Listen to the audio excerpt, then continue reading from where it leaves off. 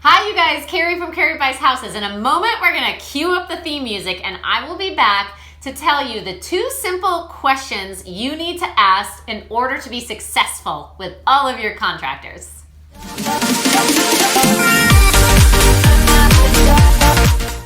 Okay, you guys, so I have a pretty established power team at the moment. What is a power team? A power team is all the people that you have in place who help you put the deals together.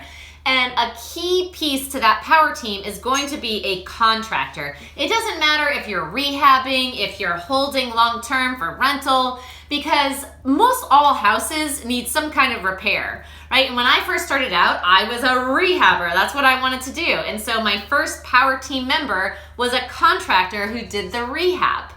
So I've learned along the way the important questions to ask when hiring new contractors. And my very first 2 questions I asked them, I'm going to share with you in this lesson. And this came about because, well, it came about a while ago when I created these interview questions because I was hiring a lot of contractors at the time when we were first starting out, and these were all new. I didn't know them. I had never worked with them before. So I gathered up a list of questions and I would call every contractor that I could find and I would run them through these questions. And I got a pretty good idea from them answering the questions if this was someone who I wanted to work with or not. And to be honest, you guys, these last, 8 years, I got pretty lucky. I never had to fire a contractor. It was one handyman that we had to contractor, maybe that we had to fire, maybe like year 3. We had to fire a handyman, but I never had to fire any of my contractors until recently. Now you might be thinking like, well, how does that happen? Because now you've got 8 years of experience and you have all your questions that you ask your contractors. Here's what I didn't do when I hired that contractor. I didn't go through my interview questions when I hired this contractor because after 8 years, sometimes you get a little complacent and you don't do what you used to do in the beginning, which is ask all of the questions, which is do all of the work up front to set yourself up for success later on in the project.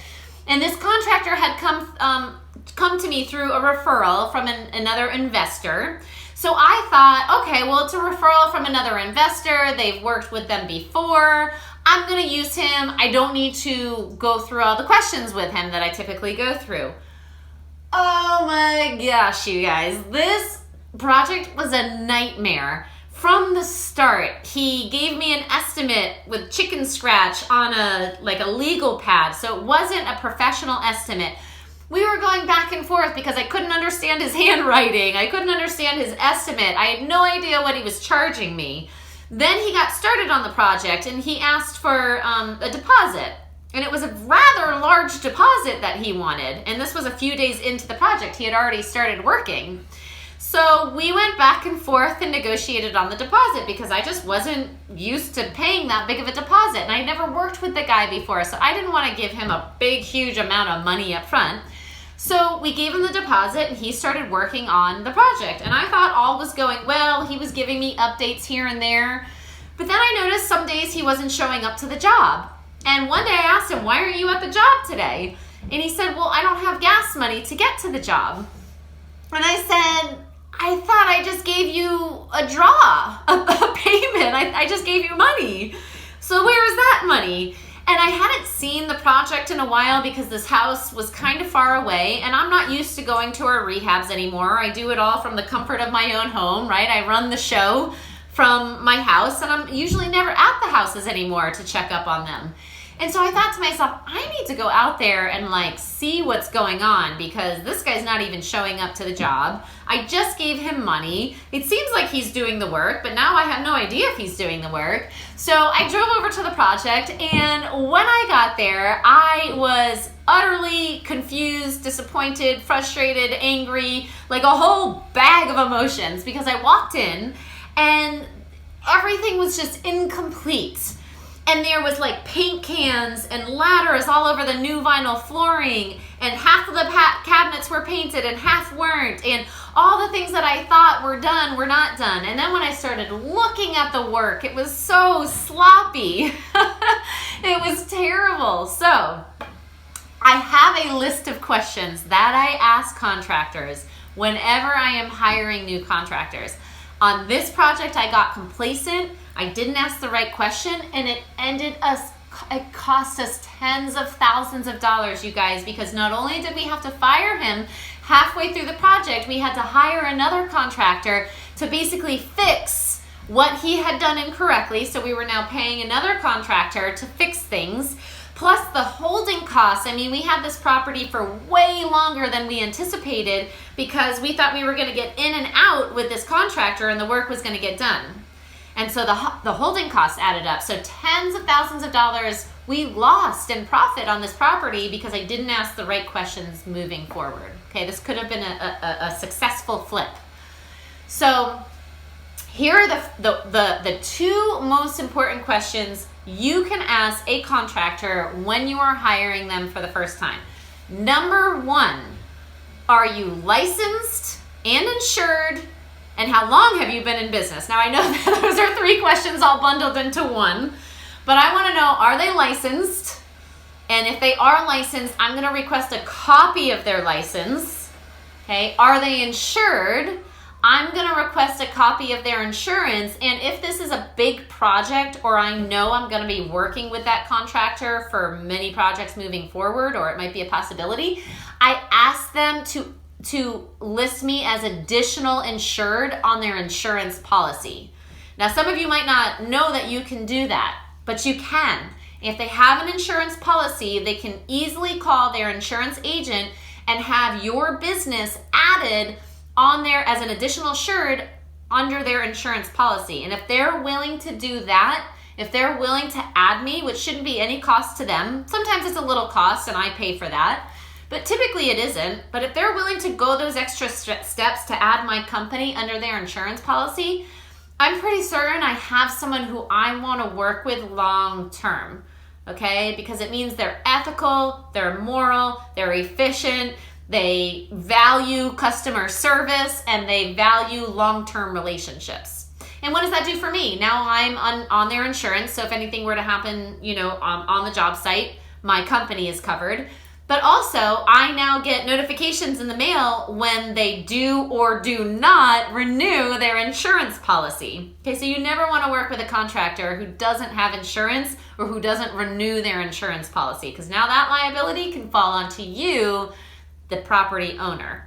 So, are you licensed? Are you insured? And how long have you been in business? If someone has only been in business for a few months, I'm going to be a little bit hesitant to work with them because they have no referrals to give me, which is also something I ask for. I want referrals from people. I want to see the work that they've done. I want to know that they're a 5-star contractor that produces quality work. Because with this contractor that I hired, I was, I was lured by the low prices. I thought, ooh, he's so cheap. I'm going to make so much profit because I have a cheap contractor. Well, cheap, you guys, doesn't always mean good quality. Have you ever bought a cheap shirt or cheap pants and put it through the wash for the first time and it fell to pieces and it was all threads? Because it was cheap material. Okay, so you only got one wear out of it. Same thing with a contractor. If you get lured in by cheap prices, you might learn a very hard lesson on the quality of the work that was done. Okay, so I was lured in by the cheap prices. So how long have they been in business? And if they have been in business with, for a certain period of time and they have some referrals that they can send over your way, then great. Okay, second question. I hope you guys are all writing this down. Second question that you want to ask the contractor is, I forget. License, insured. Well, those are 4 questions. Oh, payment schedule. Okay. Second question. Second question is, what is your payment? I'm going to run out of battery and storage. Okay, ready. Hold on. Stop laughing. Okay, second question is how much do you require for a deposit and what is your payment schedule? Now, if the contractor says, what do you mean, a payment schedule? You probably have the wrong contractor. And if I had asked that question to this contractor that we had hired, he probably would have said, what's a payment schedule? Because we loosely went over a payment schedule, but we never got to points in the project where he finished and then we gave him more funds. It was almost like we kept feeding the project, not realizing that he wasn't really using the money for the project. Okay, so there has to be a written, documented, this is how much you're gonna give me for a deposit, and this is how much you're gonna give me each time, and these are the phases of the project. So when I finish this, I get my next payment. When I finish this, I get my next payment.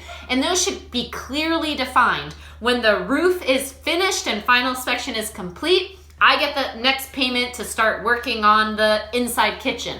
And when the kitchen cabinets are installed and complete, I get money to work on the next phase of the project, which is the bathroom. Okay, so it should be clearly defined. The scope of the work should be clearly defined within the payment schedule, because this is going to determine when you give them the payments, all right, to continue the work.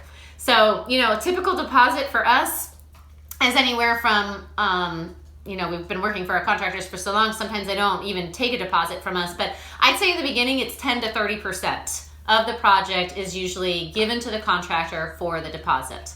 And only after I get the license and the insurance information and I've checked on their referrals. So I guess that's kind of 4 questions, but I lumped those 3 first questions into one. So those are the 2 most simple sets of questions that you can ask any contractor that you're hiring to see if they're going to be part of your family, part of your power team, a member who's going to continue working for you. All right? That's it for today, guys. If you or anyone you know is interested in selling or needs to sell their house, please go to caribuyshouses.com. All my contact information is there. And if you have a house that you want to joint venture on, please give me a call. We'll take a look at it together. That's it for today. We'll see you on the next video.